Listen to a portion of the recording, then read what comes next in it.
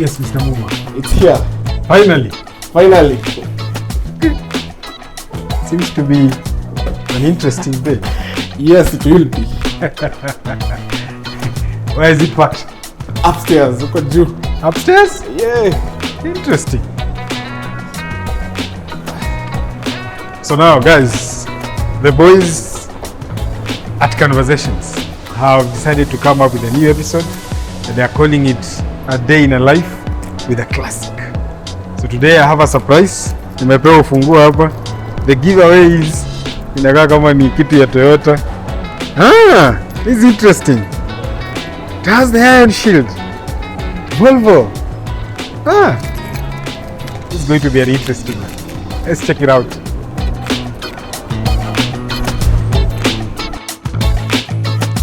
Where is the camera? Nile pale. What's the thought? Nice. It's so dope, man. Let me guess. 240? Yes.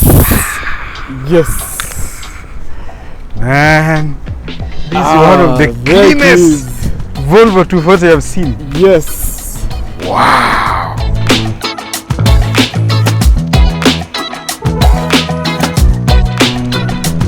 This is going to be a nice day. Look at that.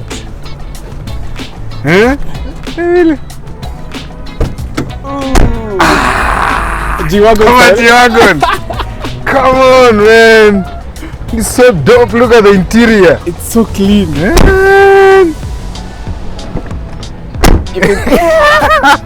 Woo! Let me see what spec this is.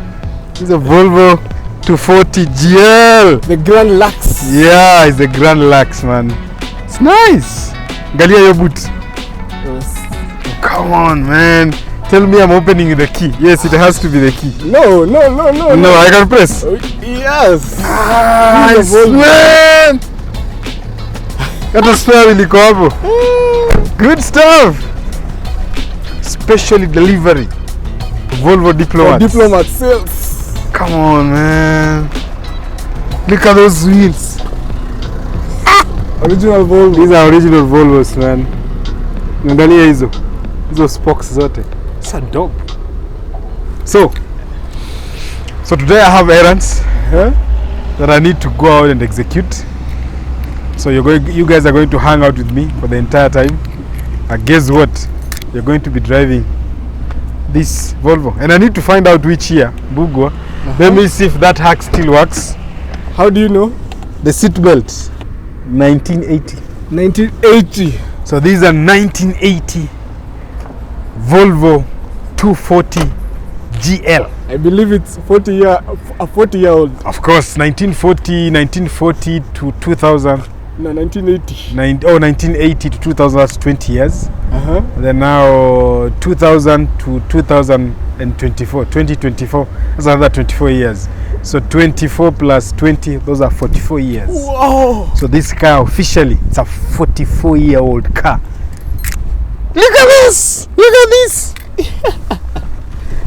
Man!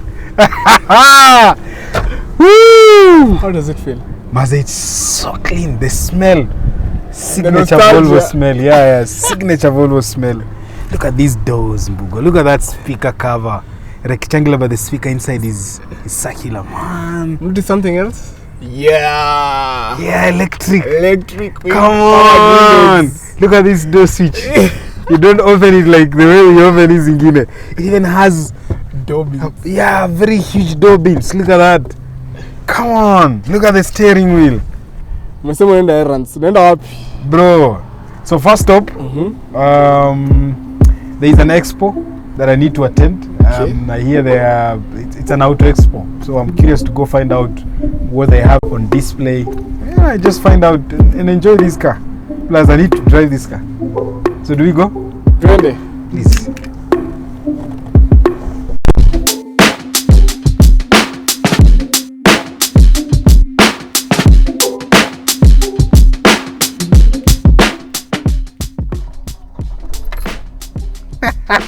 Guys, look at that. 1980 These are the seatbelt warning. These are Volvo, were way ahead in terms of security and safety. So these are how you get the warning. You can't forget. Let me see if that changes. Yes.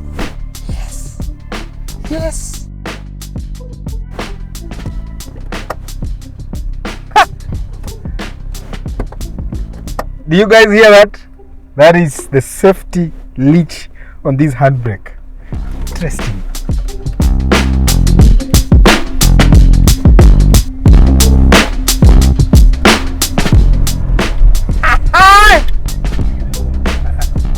Oh, my day is going to be nice. I'm loving this.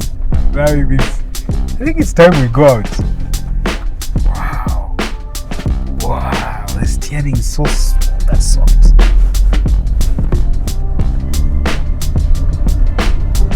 Woo! Let's go out.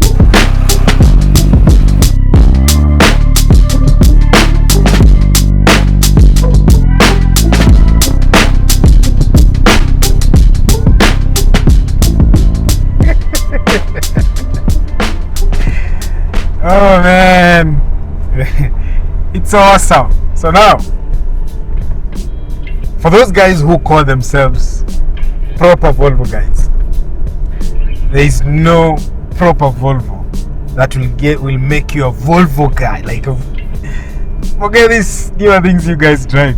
Better than this 240. Like, this is the ultimate Volvo guy go-to machine.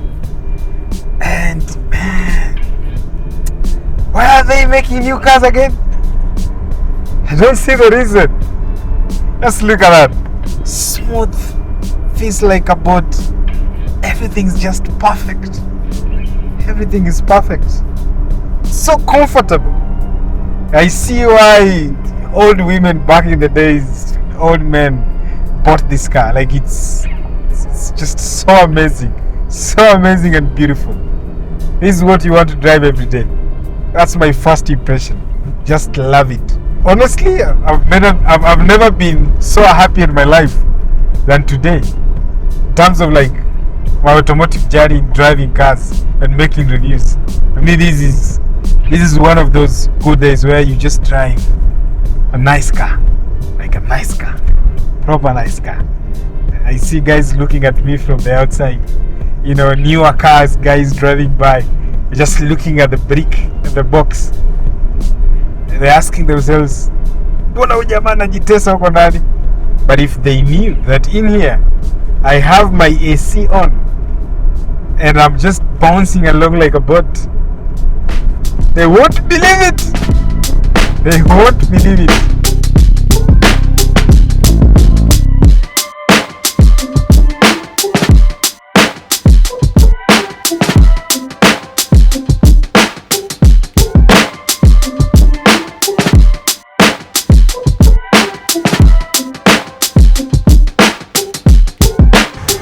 So we are here, we are doing a test, of course.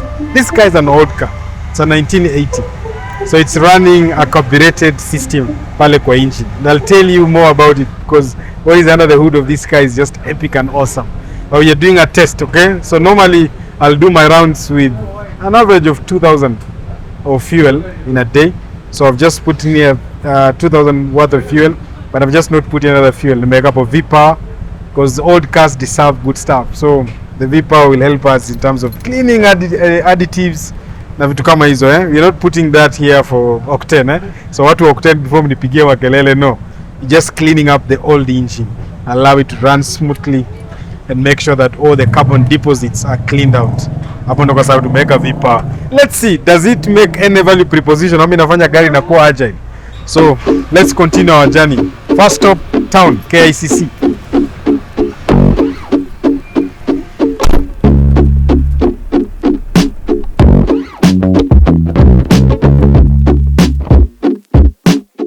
So I need just to update you guys. So my fuel was at a quarter tank. Right now we are doing half tank with the injection of 2,000 Kenya shillings V-Power. So let's see.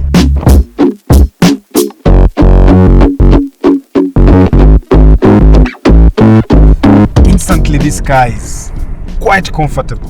The seats, I think these are the early versions of the Volvo orthopedic seats. You know, they're just comfortable. They are huge. For even a huge person, you feel quite comfortable in these seats. When you hear people talk about Volvos and safety, you know, you hear people talk about a seat belt. This is the car that actually had a lot of those. Okay, this is a car that pioneered the level of safety, like safety as we know it on Volvo.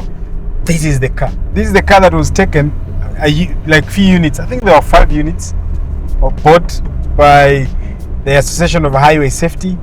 And what they did was they used this car to set the benchmark of safety. Volvo, we think these things are so safe, we'd like to use some as the standard that other cars are measured against. Yeah? Okay, then you can buy some. So all cars that could not survive what this car did, you know, they were considered as not safe. This was 5-star rating in the 1970s, 1980s. You need to understand how crazy that was.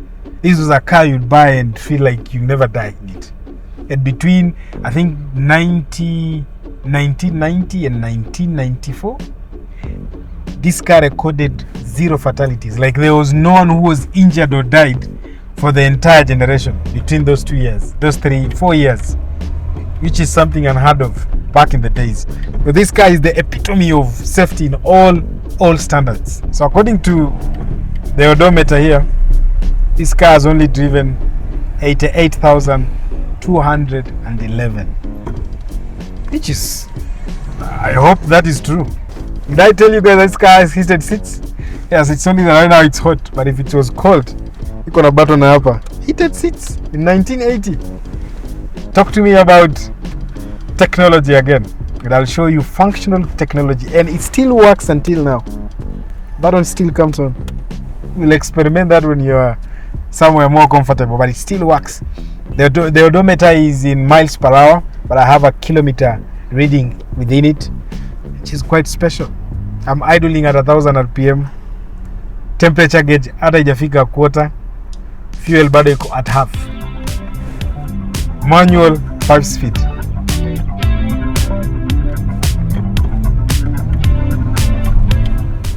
Yeah, she's not quick. She's interesting.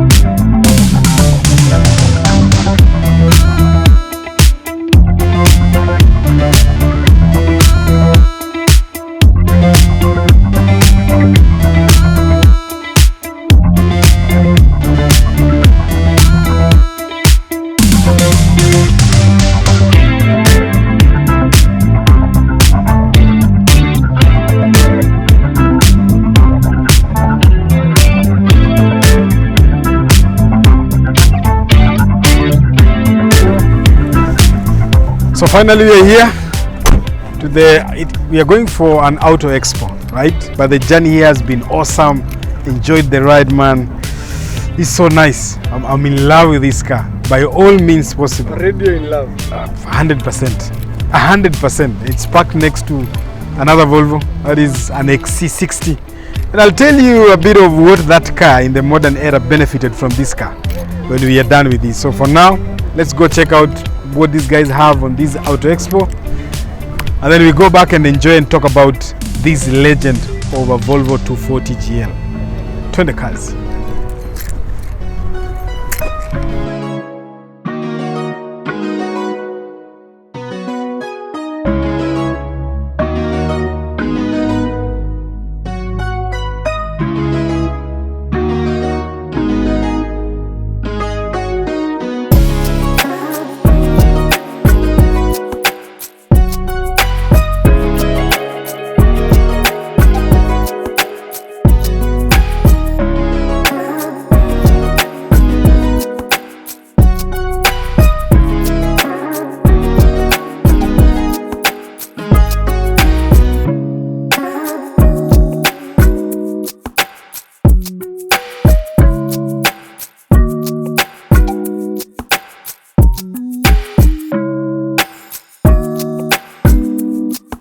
So we are done with the expo, and I've been given a free gift.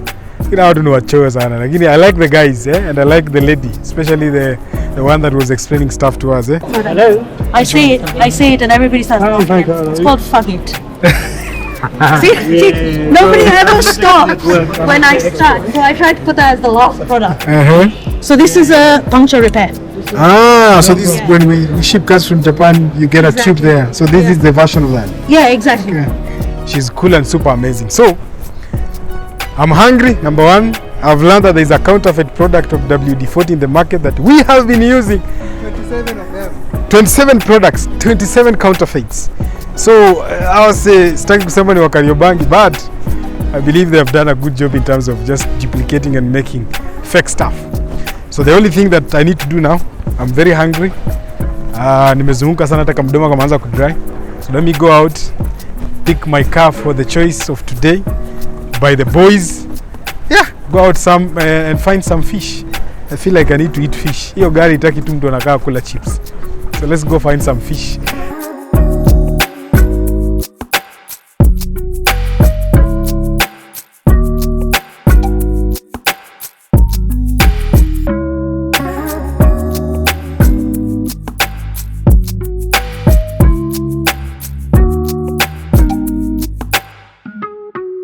So off we go for lunch. There's this restaurant called Coven Cave. SK iko hapa Lang'ata Road karibu na Bomas of Kenya. This lady who posts very nice sashi looking fish. So let's go sample that today for lunch. But let's talk about what is it that I'm missing now that I'm driving an old car. I can tell you for a fact, nothing. Because everything that you want, this car has. Volvo had everything back in the days. Except parking sensors, those useless stupid things, but everything works. I can brighten and dim my cluster, my headlight switch is here, it's a knob, so it will never go wrong, it will never go bad. I have heated seats, I have a comfortable seats, I have a place I can tuck in my 2 phones, I have a own I have an electric door thing to bring up the windows and up, down and up. Come on! What else do you want? It's nothing. This car has everything. Has everything. I even have a defroster. It's a button that is just tucked on to the dash quite nicely. It still functions until now. Fun fact, this car belongs to, or it belonged to, a prominent politician and leader back in the days. And this guy was none other than the late Professor George Saitoti. There come a time when the nation is more important than an individual.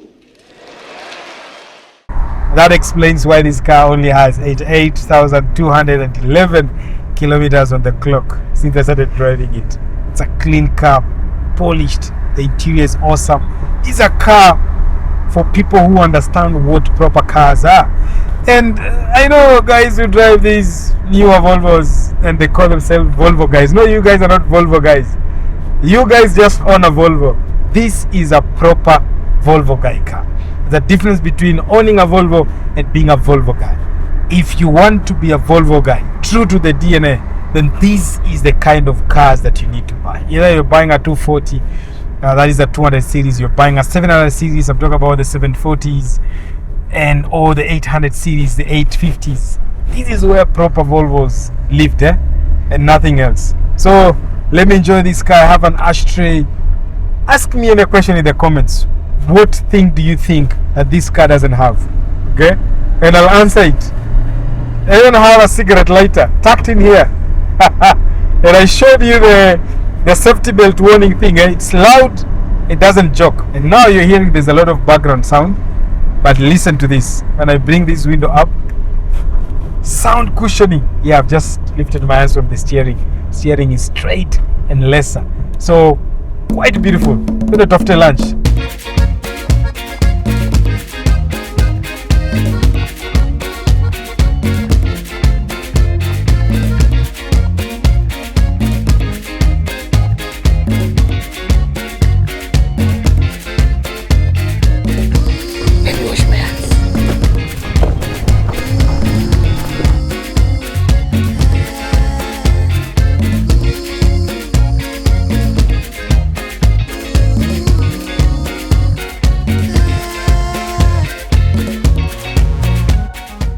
So back in the days, I want to give you a good analogy because I love analogies and stories.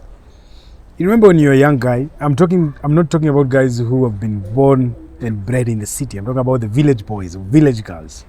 And you come from the village, umekuja Nairobi, and you're struggling. You know, the cool kids of Nairobi are flowing with the coolest chicks. Na wewe uko pale una struggle na lugha ya matamshi. Understand? That to me, that same setup, and you trying to cope and understand how to, get your hands around in the city, is the same story I'll give to the Volvo 240. Specifically, this one parked next to me, the GL. Back in the days, Volvo was known for safety and nothing else. So they used to make boring cars that were slow to drive, box in shape, but very practical and safe. 5, 4, 3, 2, 1, go!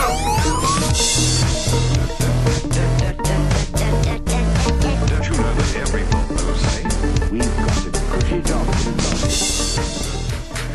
And when the European counterparts, I'm talking about Mercedes-Benz, BMW and the rest, were creating awesome, curvy, beautiful cars, Volvo was playing catch-up. And the catch-up here is the Volvo 200 series, which is, again, just here. Can I bite the grilled fish so that I continue, please? Allow me. Okay. So, how was this legendary to Volvo?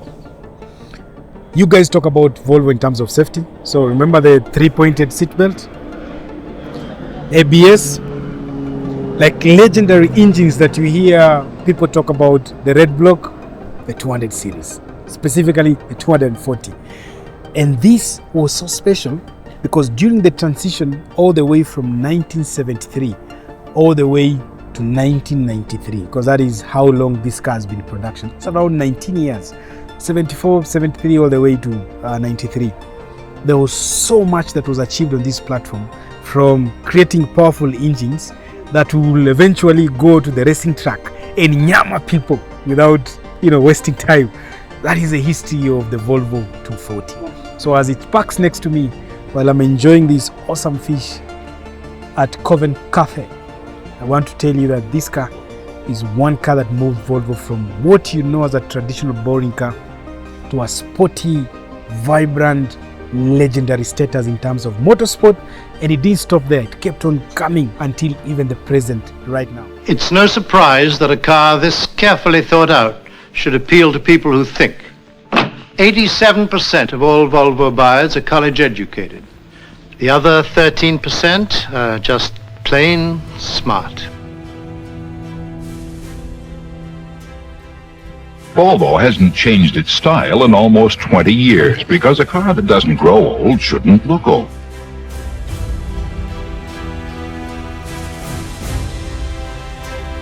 So that means years from now, the 700 series Volvo will not only drive like a new car, it will even look like a new car.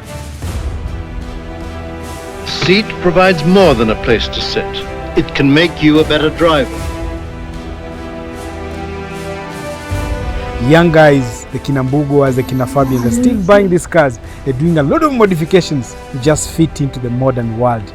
And I can tell you, you go nothing wrong if you choose the 240 as a platform to develop your car racing modification skills. Talking about motorsport, allow me to finish devouring this awesome fish. Then we can dive deep and talk about what powers up that car and why that is also legendary.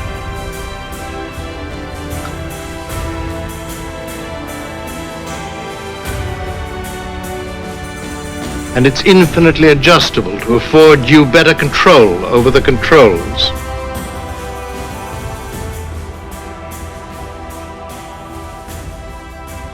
Have you noticed that more families are driving Volvo than ever before? You guys know this car as a brick.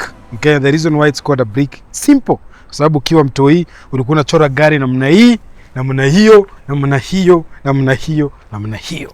Simple. It is a brick. It is a boxy. There are no aerodynamics going on here. So if you think about aerodynamics, no. Actually, that's one of the most unique thing about this car. Because when it came to motorsport, this car in this shape, just like the G-Wagon, He did marvelous. He took other cars that were aerodynamically designed, but this is a brick. Simple design cues. Angalia hiyo fuel cap, mabati, very nice. Look at that strip separating the entire car. Paka mbele. Look at those rims. The original Volvo, my friend. Iko na disc nyuma, disc mbele. Look at that ground clearance. Look at this black padding to just protect the body of the car. You know, the Volvo badge. You have your side indicator. Very nice. Again, this is on most Volvos of this era. Your windscreen do hiyo. Original, no tint, no nothing. Blacked outside mirrors. And the door. Yeah, just like the G-Wagon. Let's talk about the engine. Have I shown you how to open the engine?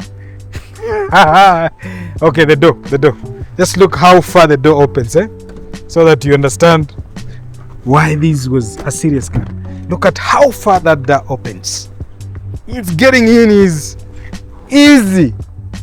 The interior, my lord. You open the boot, the hood there. You see that white thing there? Well, these are very good design. Still functional, still original. You have your VIN number here. Quite interesting. Let's talk about what is under the hood of the Volvo 240 GL. Specifically, these are 1980, as I said earlier. But these cars will run all the way from 1973 all the way to 1993. Give and take 20 years. But Volvo says it's 19 years. So to assume mwaka ya kwanza na mwaka ya mwisho unakata nusu. Anyway, coming back to this car. You can get this car with a lot of engine options, by the way. So many of them. And all those engines are legendary. Okay? From the most advanced version of the B18 all the way to the B23. But what is under the hood of this particular car is actually a B23. Okay? Let me give you a story about the B23. So back then, Volvo were designing engines one after the other, next on each other. So you have the B18, you have the B19, you have the B20, you have the B21, wakaruka B22, and then they went into the B23. It is the platform that is well known for the name the red block. Basically, the cast iron block ya pale chini was painted red, just like you can see here. It's red in color. Okay, so that is the red block. But what we have here is a naturally aspirated single overhead cam, okay, 16 valves, carbureted system, and the carburetor system here is designed by Bosch, so they call it the K Jetronic. This is what you get here. Intake ndo hiyo, airbox ndo hii inaingia hapo chini, carburetor yake ndo hii inakaa hapa juu. Hii ni distributor, you guys remember that. Quite easy. And if you look at this engine, it's sitting leaning on one side, so this is 15 degrees, and the reason why it was done like that is so that it can accommodate all this fuel electronic injection system. Now let's talk about performance and the special engines. Now if you buy this car in a turbo charged variant, which is called the GLT, okay, so GL Mbugo aliwambia, it's called what, Mbugo?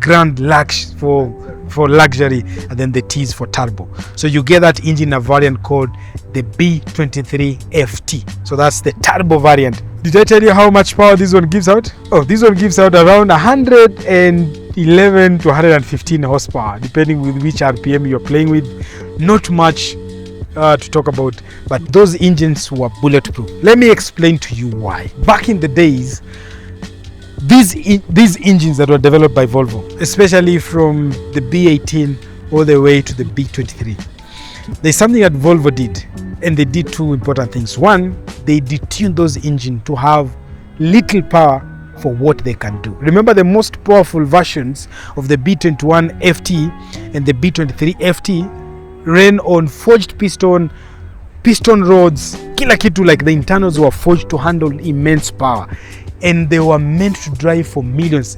Volvo says and claims that in stock, with minor maintenance, you can run this car or this engine for 500,000 miles. The other thing they did was test these engines immensely.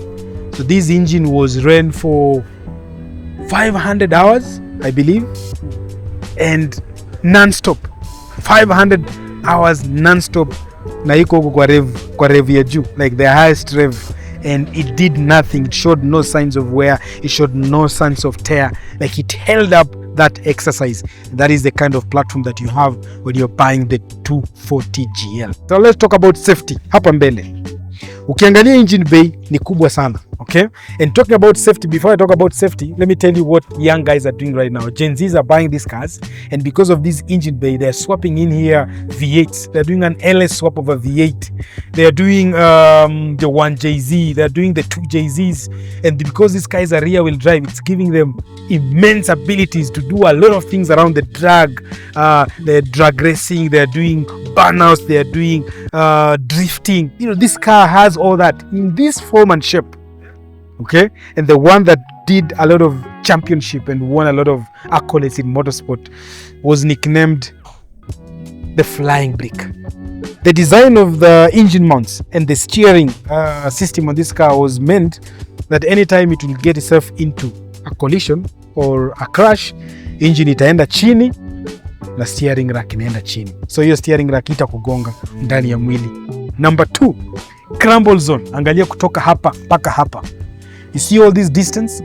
When this engine goes down, it means the impact of the car when you get a collision from the front, that impact has all this distance to travel before it gets you inside the cabin. So this long crumble zone, again, signature to Volvo. And it doesn't get much better than Volvo using easy. Remember, hakuna hapa chuma doshi. Unaona hapa chuma doshi. And this thing is holding up quite well. I tend to argue, and I'll ask the owner, that these are the original springs that came with this car. And it's still working. 44 years later, they're still working. Okay? To finish up on safety, you see this design of the cabin, as I've said before, on my Volvo, on this one. This was designed out of steel. Hii kitu ni tanka. Kitu ni chuma hii bana. You're going nowhere with this. Yeah?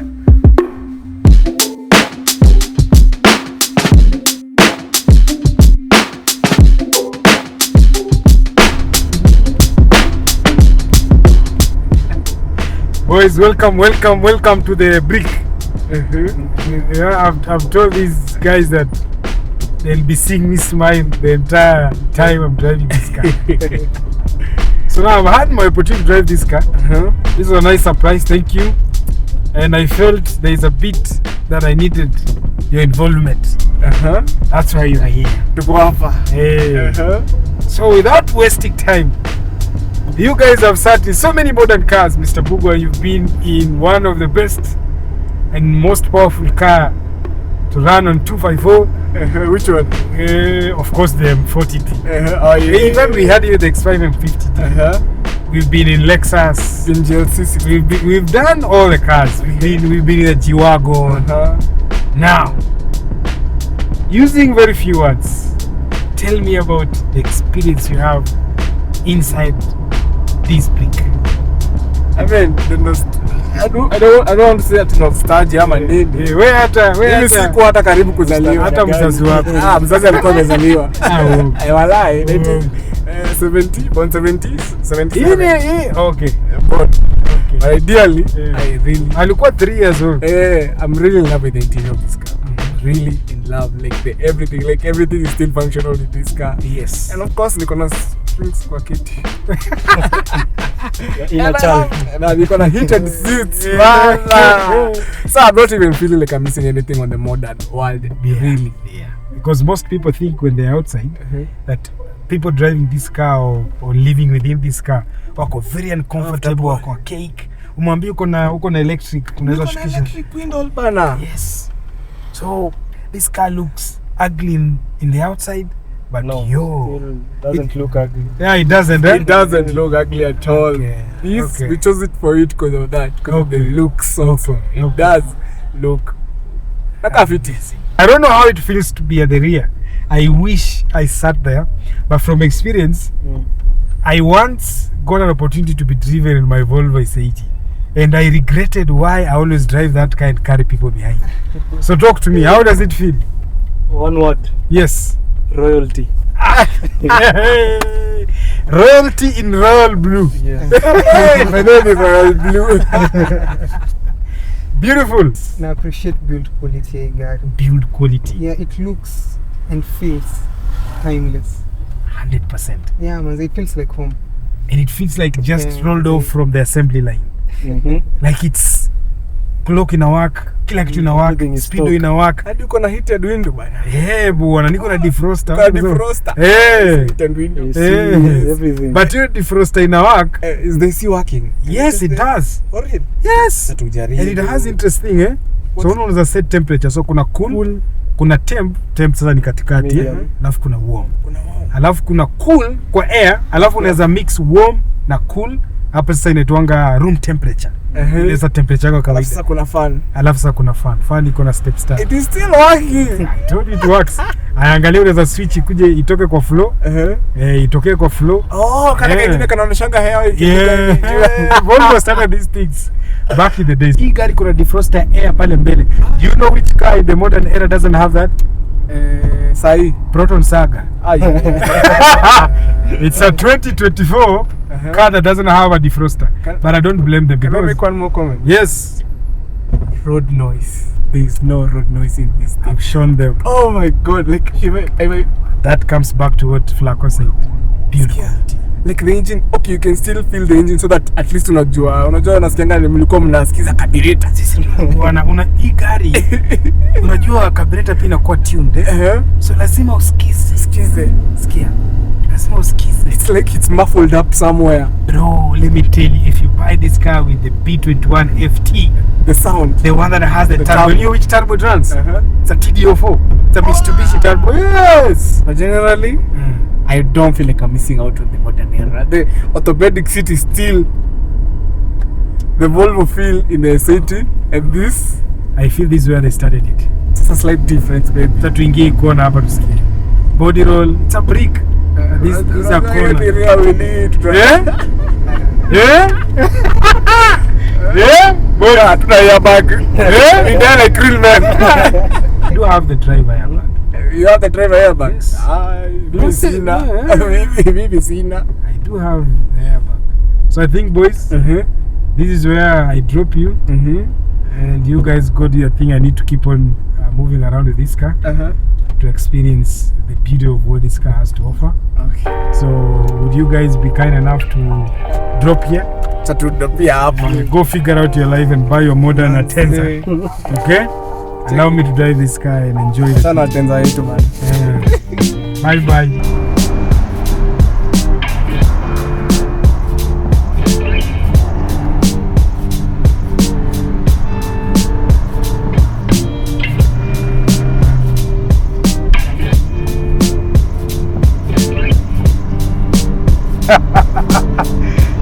So in conclusion, how does it feel to drive this car on an open road like the bypass? You guys can feel it when I'm doing 90 kilometers per hour, and hell yeah, I am enjoying it. Don't you ever say, yeah, 112, 115 HP is not something to write home about. But this car is a manual, so it means you get a bit of control when it comes to pushing it. It doesn't feel like it's an old car. Pushes from the rear, just needs power, maybe to go dance, go drift. This car feels solid on the road. So now, let's talk about something special that you guys can't see with your plain eyes. Did you know that this car has a limited slip differential at the rear? And let me give you a crazy story about Motorsport and Volvo, especially with the 240. So when Volvo wanted to enter the competition in 1985, the rules suggested that you need to come up with 500 homologation units, and they need to be inspected, and then that's how you get to be accepted into the Motorsport Championship. So what Volvo did is they entered the competition quite late. Actually, I believe it's on the final day. So what they did is they came up with 500 units, homologation units, as it was demanded. The conditions were to: one, you need to have 5,000, you need to have sold units of that car, 5,000 units, okay, and then you need to come up with 500 units, homologation units, and those are highly spec'd, powerful units that you are supposed to be used for racing. So Volvo decided to open their factories, came up with those 500 units. They called in an inspection unit from the FIA. FIFA to football is FIA to motorsport, right? It's a governing body. So they came in, inspected those 500 units, and then they issued Volvo with a certificate to go and participate in the championship. And immediately they left, it's claimed that Volvo dismantled all the 500 units except one, and they sold the other units to common guys. They made the units just a normal kawaida 240 and sold to everyone, and they only kept one, and that one unit that they kept as a homologation unit is the one that won all the championships.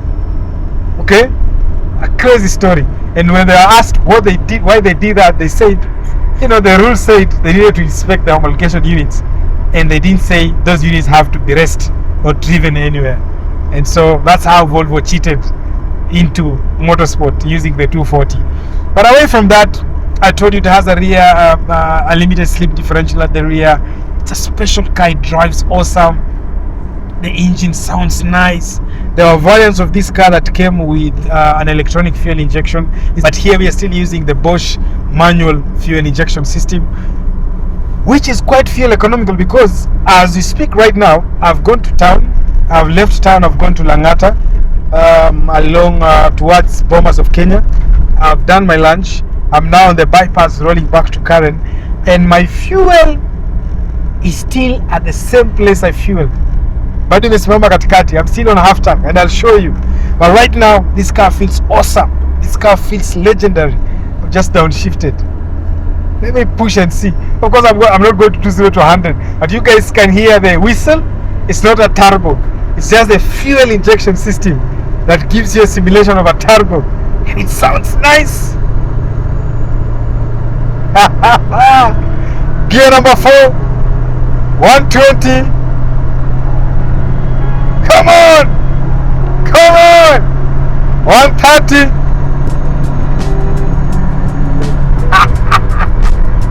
Number 5. So I managed to get her to 140, and she still has to go. Interesting. Let me give you a funny story. So the boys are with the Mercedes, and they can't keep up. They can't keep up.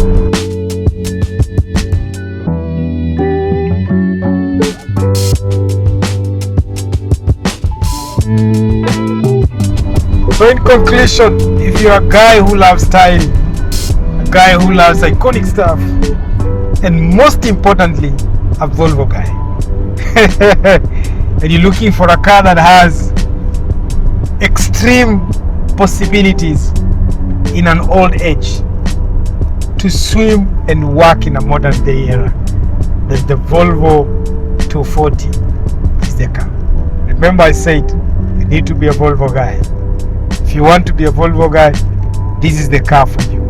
Without a doubt, this is the car.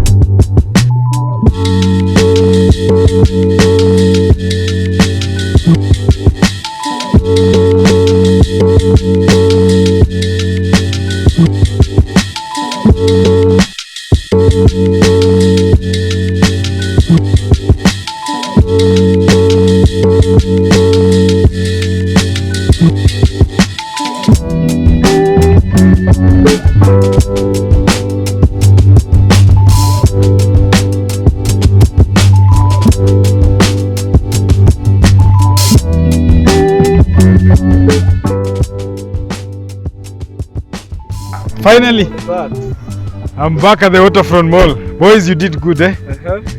The choice of car today was awesome. I've had a long day and an interesting one. Unfortunately, I didn't get to enjoy the car as much as I wanted. You guys, no, mgenileta pia asubuhi mapema, because now technically it's been almost a half a day. Okay?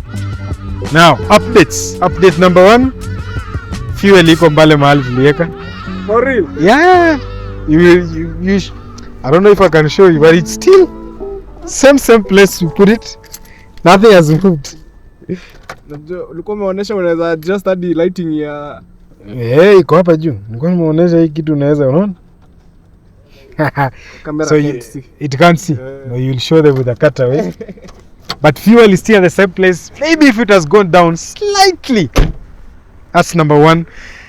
Number two, get it from me, guys. Like, today has been one of the best days in my automotive journalism. Like, I've had a car that I've really enjoyed driving around.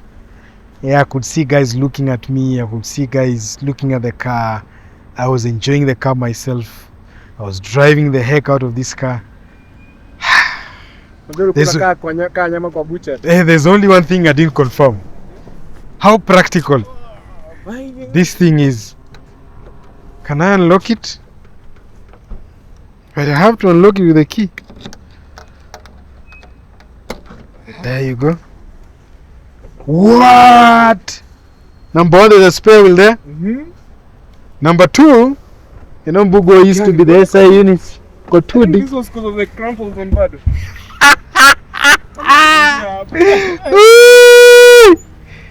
Guys, this is so dope. And being a Scandinavian car, because they have a lot of ice skating, so you have your tunnel there. Again, shock za hii imeshikiliwa juu, and it's courtesy of, hizi ni real shocks Mbugua. They are inside there. We have dampers. Yes, these are real dampers. Your drainage system is here for water, so maji kitembea pale juu inaingia na hiyo pipe on both sides. Okay. Come on. Haina kidnap mtu hii. Overall, This is a 10 over 10. is it a car to live 100% in this modern era. 100%. I now understand. You know what? Even if you're a performance enthusiast and you love power, take this car. The engine bay allows it. Do an LS swap, your V8 if you want, or just take the 2.3 turbocharged variant of this car that can give you upwards of 300 HP. Make sure you slap that one in. There's a propeller. It's a rear wheel drive. Weka offset tires zitoke nje kidogo. I need you to show these guys pictures of guys modding this car. Offset tires. Kuna career wing pale nyuma. Weka coilovers, hii gari inashuka chini. They have like kits where you can do an upgrade of the front lights. You can bring these ones to modern era, but I wouldn't. I will keep these. You have this car thing that is still functional. Wipers, headlight wipers. You wipe here, you wipe there. One of the best design out there. And it's safe. It's a brick. What else do you want? Man, me, I'm happy. I'm happy. If you guys love this kind of content, if you guys want me to spend more time with classic cars out there, just take a day, go drive them, and give you an honest opinion of how I feel and what I think, and give you a bit of a history and a touchdown of what those cars are and what they meant to our grandparents, and then our parents, and then now us. Leave me a comment pale, and if you have a car that you really want to share so that I can drive it for a day, ni loaner too. I just take a car for a day. At the end of the day, I bring back the car. Please, email iko pale, namba yangu ya simu iko pale. Reach out to the team. Let it be a surprise to me, and I will always deliver awesome experience to you guys. I've been your host, Ibrahim Toloi, Papa Skofu. See you on the next one, and bye-bye.